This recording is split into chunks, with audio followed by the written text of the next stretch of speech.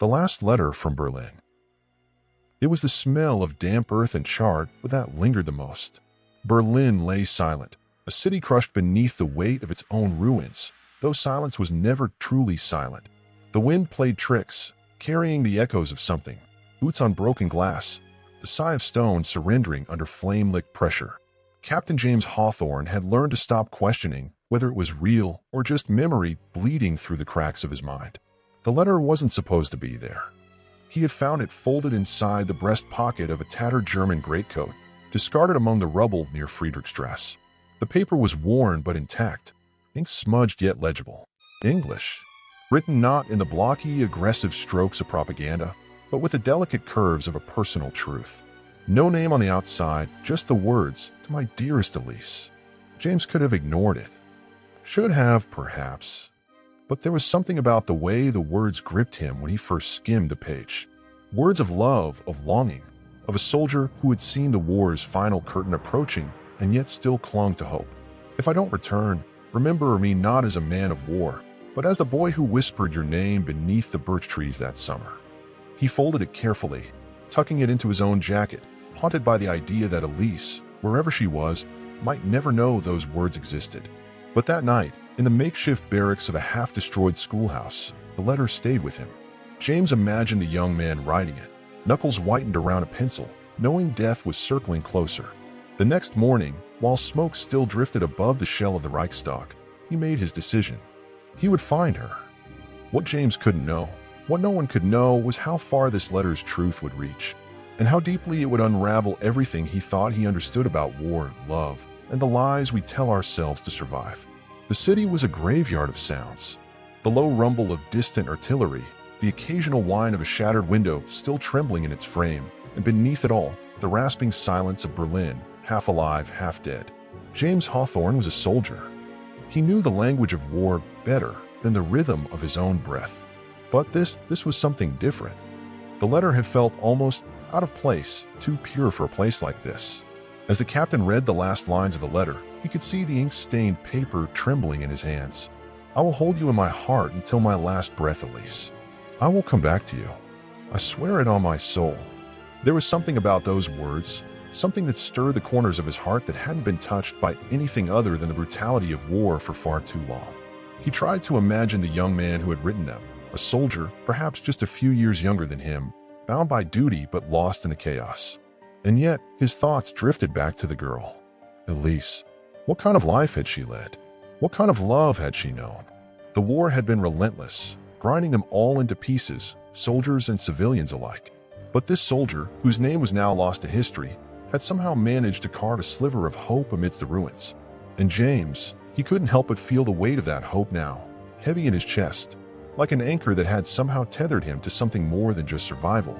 The wind picked up again, whipping around the wreckage of the city. As James made his way through the streets, his boots crunching over glass and ash, he thought about the young man's final words. "I will come back." He knew those words had been a lie, just as the promise of victory had been. But for some reason, they stayed with him, as if in finding them, he had stumbled upon some kind of fragile truth. He wasn't sure how long it took him to track down the address on the letter, but in the end, it didn't matter. The city had become a ghost town, and the address was just another shadow on a wall of brick and ruin. Yet somehow it still felt like something. Like fate was pulling at him, leading him through the labyrinth of destruction to a place that had once been something beautiful, something worth saving. The building, when he found it, was no different from the others. The windows were shattered, and the door hung on its hinges like an afterthought. It was hard to imagine that this had once been a home, full of life, laughter, and love. Now it was just another casualty of the war. James stood in the doorway, the letter still clutched tightly in his hand, unsure of what he was looking for.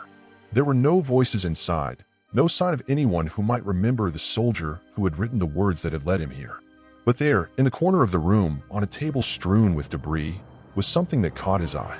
A picture. A faded photograph of a young woman with blonde hair, her face full of light, holding a bouquet of flowers. Elise. The sight of her, so full of life, in contrast to the hollow, broken space around him, hit him harder than he had expected. She had been waiting for him, waiting for a promise that would never be kept. He wanted to believe he could find her, could somehow give her the last piece of her love story. But the longer he stood there, staring at the photograph, the more he realized that the war had already taken everything from both of them. Everything.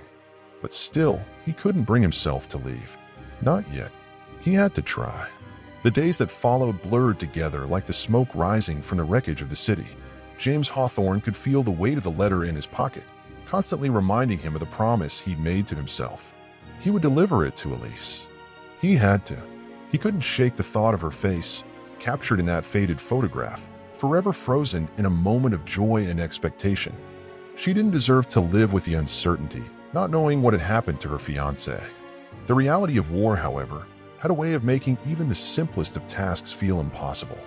The city was still crawling with danger, remnants of the German forces clinging to the remnants of their stronghold, launching last-ditch attacks against the advancing Allies. Berlin was no longer just a battlefield. It was a tomb, and James was just one small, tired man trying to find some meaning in the wreckage. But each time he moved closer to the heart of the city, the more he realized how little he knew about where Elise might be. The letter gave him nothing to go on other than her name. And who was she, really? Was she alive? Was she still waiting for the man who had promised to come back to her? The image of her face haunted him. He had seen it again that morning as he passed through the wreckage of another building. It was a photograph, one of those wartime keepsake soldiers sometimes sent home, a last memory before the inevitable came. The crinkled edges of the photograph had shown Elise in a summer dress, laughing as if nothing in the world could touch her. No shadow of war, no realization of what was coming. But then again, who could ever know? His thoughts were interrupted by a sudden explosion nearby. More debris, more destruction. James dropped to the ground instinctively, heart pounding as dust and brick rained down around him. For a split second, he was back in the trenches, surrounded by the noise and chaos of a battlefield he had long since learned to fear. But then, just as quickly, the moment passed. Silence followed. He stood up, brushing the dust off his jacket, and continued. He didn't stop. Hours turned into days. He wandered through streets, entering destroyed buildings and scouring wrecks of former homes, searching for any sign, any clue. It was all starting to feel like a wild goose chase, and yet he couldn't bring himself to turn back. Not yet. And then, as if the city had been waiting for him to stumble upon it, he found something. It was a street he had walked past several times before, but this time something was different. The building at the end of the block still stood, a blackened shell, but the door wasn't completely destroyed. It was slightly ajar, a thin crack of light spilling through. Without thinking, he approached it cautiously, his hand resting on the cold, warped wood of the doorframe. Inside, it was dark, save for the small flicker of candlelight near the back. His boots echoed in the silence as he moved through the hall, which was lined with broken furniture and forgotten possessions, trinkets, photographs, and letters, all left behind as the war had torn the city apart. As he reached the room with the candlelight, he froze. There, sitting at a small table in the middle of the room, was a woman. She was staring into the flame, her hands clasped tightly together. Her shoulders slumped under the weight of something that had yet to break her, but certainly would. Her face, he didn't even need to look at the photograph anymore, was hers. Elise. She was real. She was waiting, not for the man who had promised to return, but for something else, something he couldn't quite grasp. "Excuse me," James said softly, his voice trembling despite himself. Her eyes shifted up slowly, locking onto him. Her gaze was empty, as though she had been lost in the flame for far too long. For a moment, they just stared at each other, her silent, broken, and he still searching for something that could fill the void between them. "I have something for you," James said, his voice barely a whisper as he reached into his jacket. He pulled out the letter, the ink still smudged in places but the words still intact. As he handed it to her, he could see her hands shaking as she took it. She didn't speak. Her lips parted, but no sound came. She stared at the letter for what felt like an eternity, her face pale in the dim light. Then, as if her hands couldn't hold it any longer, she lowered her gaze and began to read. James stood there, waiting. His heart was pounding in his chest, the anticipation gnawing at him. He couldn't help but wonder what she was thinking. Was she angry? Sad? Relieved? She finished reading, and for a moment she didn't move. Then, slowly, she set the letter down on the table and looked at James. You don't know him, do you?" she whispered. "No," he replied, his voice hoarse. "I never met him." She nodded, her expression unreadable. He never came back. He never. Her voice trailed off, and the words that followed were barely audible. I waited. I waited so long. There it was. The truth. James couldn't bring himself to say anything. What could he say? He had come here, believing he could give her a piece of closure, but in the end, the story had been much darker than he could have ever imagined. She wasn't just waiting for him. She was waiting for something that was never going to return. But as he stood there in the stillness of the room, something else caught his attention. There, on the edge of the table, next to the letter, was another photograph, this time one he hadn't seen before. It was Elise, but this time she was standing beside a man, the soldier from the letter. And he was smiling. He was alive in that photo, alive in a world that no longer existed. I think, Elise said softly, still staring at the photo, I think I've been waiting for something I can never have. And now I don't know what to do. James didn't know what to say to that. He wasn't sure anyone could. The silence that followed was almost unbearable. Elise's hands trembled as she touched the photograph of the soldier, her fingertips brushing the edges of a past that had already slipped away, like sand through her fingers. James didn't know what he'd expected when he came here. Closure, perhaps, or a sense of purpose, something to make all the suffering and chaos feel like it had some meaning. But as he watched her, sitting so still in the dim candlelight, he realized how impossible it was to deliver that kind of peace.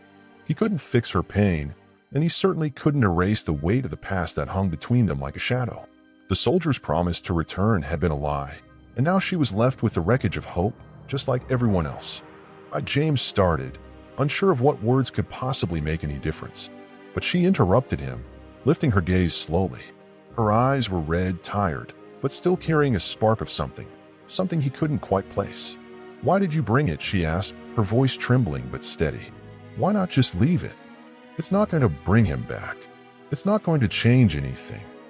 James swallowed hard. He hadn't come here to offer false hope, but that was the strange thing about life in the wake of war. It didn't matter if something was hopeless. People still clung to it, as if holding on to the wreckage was better than drifting in the open sea. I don't know, he muttered. Maybe because I thought you should know. She nodded slowly, the faintest hint of a smile playing on her lips, but it was laced with sorrow, as though she had already reconciled herself to the cruel irony of life. Know what? She asked softly. That he thought of you. In the end, he wasn't just another soldier marching toward death. He wrote you a letter. He loved you.